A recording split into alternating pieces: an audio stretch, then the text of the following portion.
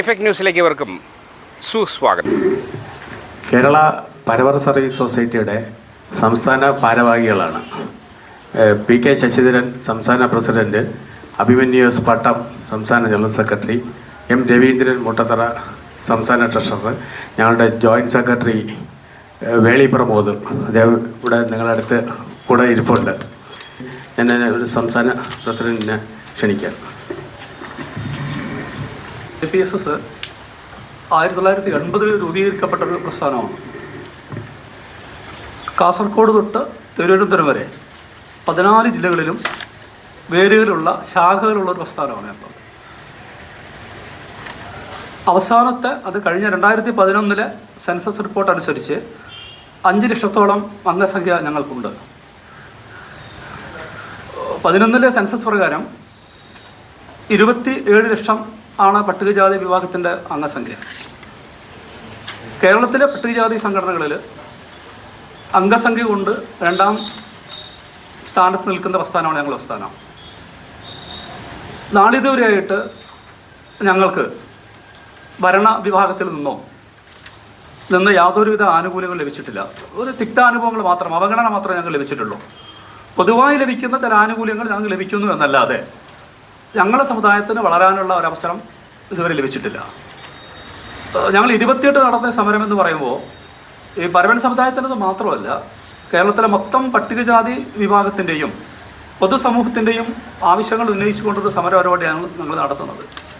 അതിൽ വളരെ പ്രധാനപ്പെട്ട ഒരു വിഷയം എന്താണെന്ന് പറഞ്ഞാൽ, ആഗസ്റ്റ് 1-ാം തീയതി സുപ്രീം കോടതിയുടെ ഒരു വിധി വരികയുണ്ടായി. അതിൽ പറഞ്ഞിരിക്കുന്നത് പട്ടികജാതി വിഭാഗത്തിന് ഉപവർഗീകരണം അഥവാ ക്രിമിലിയർ നടപ്പിലാക്കണമെന്നാണ്. ഞങ്ങൾ ഈ ക്രിമിലിയർ നടപ്പിലാക്കേണ്ട ഒരവസരം ഇതുവരെ സംജാതമായിട്ടില്ല. ഞങ്ങളുടെ സമുദായത്തെ ബേസ് ചെയ്തുകൊണ്ട് പറയാൻ പറ്റുന്നൊരു കാര്യം, 5 ലക്ഷത്തിലേറെ അംഗസംഖ്യയുള്ള ഞങ്ങളുടെ സമുദായത്തിന് 1336 ഉദ്യോഗസ്ഥന്മാരേ ഉള്ളൂ. ഔദ്യോഗിക സ്ഥാനം എന്ന് പറയുമ്പോൾ ഇതൊക്കെ തന്നെ ക്ലാസ് 4 അതിന് താഴെയുള്ളവരാണ്. ക്ലാസ് 2-ലോ ക്ലാസ് 1-ലോ ഒരാൾ പോലും ഞങ്ങളെ സംബന്ധിച്ചിടത്തോളമില്ല. അവിടെ ഞങ്ങൾ ആവശ്യപ്പെടുന്നു, എന്ത് ചെയ്യണം? കേരള നിയമസഭ വിളിച്ചു ചേർത്ത് ഉപവർഗീകരണം കേരളത്തിൽ നടപ്പിലാക്കില്ല എന്ന് ഗവൺമെൻറ് പ്രഖ്യാപിക്കണം. ഇത് സംബന്ധിച്ചുള്ള വാക്കുകളൊക്കെ പലയിടത്തും വന്നു എന്നല്ലാതെ ആധികാരികമായിട്ടുള്ള യാതൊരു പ്രഖ്യാപനവും ഇതുവരെ വന്നിട്ടില്ല. അതുപോലെ തന്നെ മറ്റൊന്ന്, പൊതുസമൂഹം പറയുന്ന ഒരു കാര്യമുണ്ട്, ആനുകൂല്യങ്ങളൊക്കെ തന്നെ പട്ടികജാതിക്കാർ ഓടിയെടുക്കുന്നതാണ്, എല്ലാം വാരി വലിച്ചെടുക്കുകയാണ്, എല്ലാം നിങ്ങൾക്കല്ലേ എന്നതാണ്. ആ സെൻസസ് റിപ്പോർട്ടിൻ്റെ അടിസ്ഥാനത്തിൽ പരിശോധിച്ചാൽ വളരെ ദയനീയമായ അവസ്ഥയിലേക്കാണ് ഞങ്ങൾ ഈ പട്ടികജാതി വർഗം മൊത്തത്തിൽ പോകുന്നത്. അതുകൊണ്ട് സമഗ്രമായൊരു ജാതി സെൻസസ് കേരളത്തിൽ നടപ്പിലാക്കണം. അതിൽ വിദ്യാഭ്യാസപരമായ കാര്യങ്ങൾ, സാമ്പത്തിക കാര്യങ്ങൾ, ജീവിത നിലവാരം, ഇതര സമുദായങ്ങളും നമ്മളെ വ്യത്യാസം, ഇതൊക്കെ തന്നെ നമ്മളെ വ്യത്യാസം ഞങ്ങൾ മാത്രമല്ല, പട്ടികജാതി വിഭാഗത്തിൻ്റെ ജീവിത രീതി കാര്യങ്ങളൊക്കെ തന്നെ വെളിവാകുന്ന രൂപത്തിലുള്ള ഒരു സെൻസസ് കേരളത്തിൽ നടപ്പിലാക്കണം. പിന്നെ വിദ്യാഭ്യാസ ആനുകൂല്യങ്ങൾ. അപ്പോൾ നമ്മളിൽ പലരും പഠിച്ച് ഒരു ഭാഗികമായെങ്കിലും സർക്കാർ ജോലിയൊക്കെ കയറിയത് ഈ സംവരണത്തിന് ആനുകൂല്യം ഉള്ളത് കൊണ്ടാണ്. ഇപ്പോൾ അടുത്ത കാലത്തായിട്ട് വിദ്യാഭ്യാസ ആനുകൂല്യങ്ങൾ പരിഷ്കരിക്കപ്പെടുന്നില്ലെന്ന് മാത്രമല്ല, അർഹമായത് ലഭിക്കാത്തൊരു സാഹചര്യം കൂടെ ഉള്ളത്. നിങ്ങളുടെ ശ്രദ്ധയിൽ വന്നോ എന്ന് എനിക്കറിയില്ല. ഈ 5 വർഷക്കാലം കൊണ്ട് ഏറെക്കുറെ 158 കോടി രൂപയാണ് പട്ടികജാതി വിഭാഗത്തിന് വേണ്ടി ലാപ്സായിരിക്കുന്നത്. കിട്ടാനുള്ളത് ഈ പല ഉപരി പഠനത്തിന് പോകുന്ന പല കുട്ടികളും, അതായത് കേരളത്തിന് പുറത്ത് പഠിക്കുന്നവരുണ്ട്, ഇന്ത്യക്ക് വെളിയിൽ പഠിക്കുന്നവരുണ്ട്, അവരൊക്കെ തന്നെ കുറേ പേര് പഠനം നിർത്തിവെക്കേണ്ട ഒരു സാഹചര്യം വന്നിട്ടുണ്ട്. അതുകൊണ്ട് അടിയന്തരമായി വിദ്യാർത്ഥികളുടെ വിദ്യാഭ്യാസ ആനുകൂല്യങ്ങൾ എത്രയും പെട്ടെന്ന് കൊടുത്തു തീർക്കണം. അതോടൊപ്പം തന്നെ കാലോചിതമായി ഇത് പരിഷ്കരിക്കുകയും വേണം. പിന്നെ എയ്ഡഡ് മേഖല എന്ന് പറയുമ്പോൾ ഞാൻ പ്രത്യേകിച്ച് പറയേണ്ടതില്ല, പൊതുസമൂഹം ചർച്ച ചെയ്യുന്നൊരു വിഷയമാണ്. എയ്ഡഡ് മേഖലയിൽ കൊണ്ട് ഗുണമാരക്കാണ്? പൊതുസമൂഹത്തിന് പ്രത്യേകിച്ച് ഗുണങ്ങളൊന്നും ഉണ്ട് എന്ന് എനിക്ക് തോന്നുന്നില്ല. ഒരു 3-4 വിഭാഗത്തിനല്ലാതെ പൊതുസമൂഹത്തിന് ഒരു ഗുണവും കിട്ടാത്തൊരവസ്ഥ. സർക്കാരിന് നല്ലൊരു ഫണ്ട് അങ്ങോട്ട് പോവുക. അതുകൊണ്ട് എന്ത് ചെയ്യണം? എയ്ഡഡ് മേഖലയിലും അതുപോലെ തന്നെ ദേവസ്വം ബോർഡിലും സംവരണം നടപ്പിലാക്കണം. ഈ സംവരണം നടപ്പിലാക്കാൻ നിയമപരമായ യാതൊരു തടസ്സവും ഇപ്പോഴില്ല. കാരണം സുപ്രീം കോടതി വരെ കേസിൽ വരികയും കോടതി നടപ്പിലാക്കണമെന്ന് പറയുകയും ചെയ്തിരിക്കുകയാണ്. അതിലുപരി കേരളത്തിലെ യുവ നേതാക്കന്മാരായിട്ടുള്ള നമ്മുടെ ഈ TV രാജേഷ്, അതുപോലെ തന്നെ ശബരിനാഥ്, ഇവരൊക്കെ അടങ്ങുന്ന ഒരു സബ് കമ്മിറ്റി ഇതിനെക്കുറിച്ച് പഠിക്കുകയുണ്ടായി. അതിൻ്റെ റിപ്പോർട്ട് എന്താണ്? കേരളത്തിൽ എയ്ഡ് മേഖലയും ദേവസ്വം ബോർഡിലും സംവരണം ഏർപ്പെടുത്തണമെന്ന് പറഞ്ഞിട്ടുണ്ട്. അവർ ഒരു എക്സിക്യൂട്ടീവ് ഓർഡറിലൂടെ സർക്കാരിന് നടപ്പിലാക്കാവുന്നത് മാത്രമാണ് എന്ത്, ഈ സ്വകാര്യ മേഖലയിലും എയ്ഡ് മേഖലയിലും. ഞങ്ങൾ ഒന്നുകൂടി കടത്തി പറയുന്നു, സർക്കാരിൻ്റെ ഫണ്ട് വാങ്ങി പ്രവർത്തിക്കുന്ന എല്ലാ സ്ഥാപനങ്ങളിലും സംവരണ മാനദണ്ഡം പാലിക്കണം. പൊതുസമൂഹം നൽകുന്ന നികുതി പണമാണ്, അത് കുറച്ചു പേർക്ക് മാത്രമായിട്ട് പോയാൽ പോരാ. അതുപോലെ തന്നെ പൊതുമേഖലാ സ്ഥാപനം സ്വകാര്യവൽക്കരണം. ഞങ്ങൾക്ക് കയറാവുന്ന, അതായത് പട്ടികജാതിയിൽപ്പെട്ട ആളുകൾക്ക് എന്തെങ്കിലും ചില ആനുകൂല്യങ്ങൾ, സേവനങ്ങൾ, ഔദ്യോഗിക സ്ഥാനം ലഭിക്കുന്നത് പൊതുമേഖലയിൽ നിന്ന് മാത്രമാണ്. അപ്പോൾ വ്യാപകമായ രീതിയിൽ പൊതുമേഖല സ്വകാര്യവൽക്കരിക്കപ്പെട്ടുകൊണ്ടിരിക്കുക. അതുമൂലം എന്താണ്, ഞങ്ങൾക്കാണ് അവസരങ്ങൾ നഷ്ടപ്പെടുന്നത്.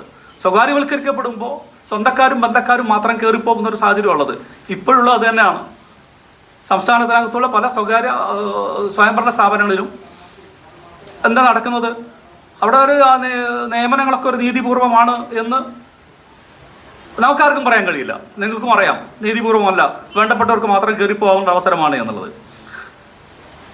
പിന്നെ MLA MP fund, MLA MP ഫണ്ടിലും എന്തുണ്ട്, പട്ടികജാതി വർഗ വിവാദത്തിൽ ചെലവഴിക്കേണ്ട ഫണ്ടുണ്ട്. ഏതായാലും പത്രക്കാരോട് ഞങ്ങൾക്കുള്ളൊരു അഭ്യർത്ഥന, ഈ കേരളത്തിലെ MP-മാർ ആരെങ്കിലും പട്ടികജാതിക്കാർക്ക് വേണ്ടി വല്ല തുകയും ആ ഫണ്ടിൽ നിന്ന് നീക്കി വെക്കുന്നുണ്ടോ എന്നുള്ളതാണ്.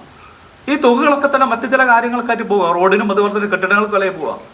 ഞങ്ങളുടെ ഉന്നമനത്തിന്, പട്ടികജാതിക്കാരുടെ ഉന്നമനത്തിന് അനുവദിക്കപ്പെട്ട ലഭിക്കേണ്ട ഈ തുക വകമാറിപ്പോകുന്നൊരു സാഹചര്യം ഒന്ന് ഒഴിവാക്കിയെടുക്കണം. മറ്റൊന്ന് വരുമാന പരിധി. അപ്പോൾ കേന്ദ്ര സർവീസിലൊക്കെ തന്നെ എന്താണ്, പട്ടികജാതിക്കാർക്ക് ഒരു സംവരണം ലഭിക്കണമെന്ന് ഒരു സാമ്പത്തിക പരിധി വെച്ചിട്ടുണ്ട്. 2.5 ലക്ഷം രൂപയാണ്. 2.5 ലക്ഷം രൂപ വരുമാനമുള്ള പട്ടികജാതിക്കാരാണ് സംവരണത്തിന് പുറത്താവുന്നൊരു സാഹചര്യം ഉള്ളത്. നമുക്കറിയാം എന്താണ്, ഇപ്പോൾ കേരളത്തിൽ തന്നെ ഈ മുന്നോക്ക വിഭാഗ കമ്മീഷൻ, അതാണ് മുന്നോക്ക വിഭാഗ കമ്മീഷൻ ഭവന നിർമ്മാണത്തിന് 2 ലക്ഷം രൂപ കൊടുക്കുന്നുണ്ടതാണ് മുന്നോക്ക വിഭാഗത്തിൽപ്പെട്ടവർക്ക്. അതിൻ്റെ മാനദണ്ഡം എന്താണ്, വരുമാന പരിധി 4 ലക്ഷമാണ്. എന്നാൽ ഞങ്ങളുടെ കേസിൽ വരുമ്പോഴോ 1 ലക്ഷം രൂപ വാർഷിക വരുമാനമുള്ളവർക്ക് മാത്രമേ ഇത് കിട്ടുന്നുള്ളൂ. വളരെ കടുത്ത അനീതിയാണ് ഈ രംഗത്തൊക്കെ വരുന്നത്. ഇതൊക്കെ മീഡിയാസിൻ്റെ ശ്രദ്ധയിൽ വരുന്നില്ല എന്നൊരു ആശങ്ക ഞങ്ങൾക്കുണ്ട്. ഞങ്ങൾക്ക് പ്രത്യേകിച്ച് സപ്പോർട്ട് ചെയ്യാൻ രാഷ്ട്രീയ പാർട്ടികളൊന്നുമില്ല.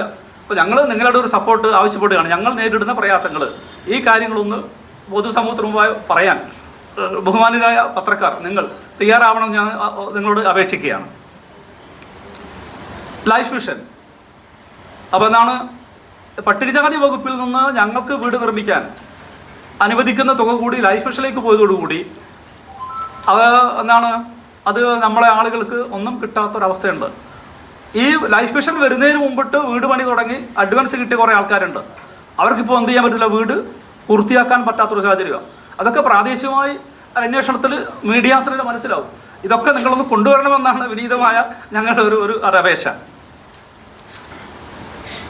പിന്നെ ഗസറ്റിൽ ഞങ്ങളുടെ പേര് മറ്റു കുറേ സംഘടനകളുടെ കൂടെയാണുള്ളത്. അതുകൊണ്ട് പരവൻ എന്നുള്ളത് ഒരു സെപ്പറേറ്റ് നമ്പറായിട്ട് മുമ്പ് കാലത്തുള്ളതുപോലെ ആക്കി മാറ്റണമെന്ന് ഞങ്ങൾ ആവശ്യപ്പെടുകയാണ്. പിന്നെ സവർണ പ്രകടനം എന്ന് ഞാൻ പറയുമ്പോൾ അതിനെപ്പറ്റി കൂടുതൽ വിശദീകരിക്കേണ്ട മീഡിയാസ് നമുക്കറിയാം. ഇത് പറയുമ്പോൾ തന്നെ മറ്റു ചില കാര്യങ്ങൾ കൂടി ഞങ്ങൾ പറയാൻ ഉദ്ദേശിക്കുകയാണ്. അതായത് ഞാൻ നേരത്തെ സൂചിപ്പിച്ചു, അംഗസംഖ്യ കൊണ്ട് 2ാം സ്ഥാനത്ത് നിൽക്കുന്ന ഈ പരവൻ സമുദായത്തിന് ഈ പൊതുരംഗത്ത് അല്പം രാഷ്ട്രീയമാവാം എന്ന് എനിക്ക് തോന്നുന്നു. MLA-മാരോ MP-മാരോ നാളിതുവരെ ലഭിച്ചിട്ടില്ല. അതാണ് പലപ്പോഴും അവഗണിക്കപ്പെടുക ചെയ്യുന്നത്. എല്ലാ രാഷ്ട്രീയ പാർട്ടികളും ഞങ്ങളെ സംഘടനയിൽപ്പെട്ട ആൾക്കാരാക്കണം എന്നല്ല പറയുന്നത്, പരവൻ സമുദായത്തിൽപ്പെട്ട ആളുകൾക്ക് അർഹമായ സ്ഥാനം ലഭിക്കണം. ഞങ്ങളിങ്ങനെ വെള്ളം കോരി വിറക് വിട്ട് ജീവിച്ചാൽ പോരല്ലോ. ഞങ്ങളുടെ കാര്യങ്ങൾ തുറന്നു പറയാൻ പറ്റുന്ന MLA-മാരോ MP-മാരോ ഉണ്ടാവണം. രാഷ്ട്രീയ പ്രതിനിധികളാവുമ്പോൾ അവർക്ക് രാഷ്ട്രീയ പാർട്ടി നിശ്ചയിക്കുന്ന കാര്യങ്ങളെ നിയമസഭയിലോ ലോകസഭയിലോ അവതരിപ്പിക്കാൻ പറ്റുള്ളൂ. ഒരു സബ്മിഷൻ പോലും പ്രഖ്യാപിക്കണം എന്ത് ചെയ്യണം, വെക്കണമെന്നുണ്ടെങ്കിൽ ഞങ്ങൾ ഇതര സമുദായക്കാരെ കാല് പിടിക്കേണ്ട ഒരവസ്ഥയുള്ളത്. ഇത് പറയുമ്പോൾ ഒന്നുകൂടി ഞാൻ അടിവരയിട്ട് പറയാൻ ഉദ്ദേശിക്കുന്നു. കേരളത്തിലെ 16ഓളം മണ്ഡലങ്ങളിൽ നിർണായക ശക്തിയാണ് ഞങ്ങൾ പരവന്മാർ. അതാണ് തിരുവനന്തപുരം, ആലപ്പുഴ, കോട്ടയം, കോഴിക്കോട്, ഇടുക്കി. കണ്ണൂർ ജില്ലയിലെ കൂത്തുപറമ്പിൽ പോലും ഞങ്ങൾ നിർണായക ശക്തിയാണ്. കടുത്ത് ഞാൻ പറയുന്നില്ല, ഈ 16 മണ്ഡലങ്ങളിൽ ആര് ജയിക്കണം ആര് തോൽക്കണമെന്ന് വേണ്ടി വന്നാൽ തീരുമാനിക്കാനും ഞങ്ങൾ കൊണ്ട് കഴിയുന്നതാണ്. ഈ ഒരു വരുന്ന തെരഞ്ഞെടുപ്പിൽ ഞങ്ങൾക്ക് അർഹമായ പ്രാതിനിധ്യം എന്ന് പറയുമ്പോൾ ഞങ്ങളെ സംഘടനാ നേതാക്കന്മാർക്കല്ല ഞങ്ങൾ ആവശ്യപ്പെടുന്നത്, ഞങ്ങളെ സമുദായത്തിൽപ്പെട്ട പൊതുരംഗത്ത് പ്രവർത്തിക്കുന്ന ആളുകൾക്ക് അർഹമായ പ്രാതിനിധ്യം ലഭിക്കുന്നില്ലെങ്കിൽ വേണ്ടി വന്നാൽ ചില മണ്ഡലങ്ങളിൽ ഞങ്ങൾ എന്ത് ചെയ്യും, ഞങ്ങൾ സ്വതന്ത്ര സ്ഥാനാർത്ഥികളെ നിർത്തിയാൽ എന്താ എന്നും കൂടി ഞങ്ങൾ ആലോചിക്കുന്നുണ്ട്.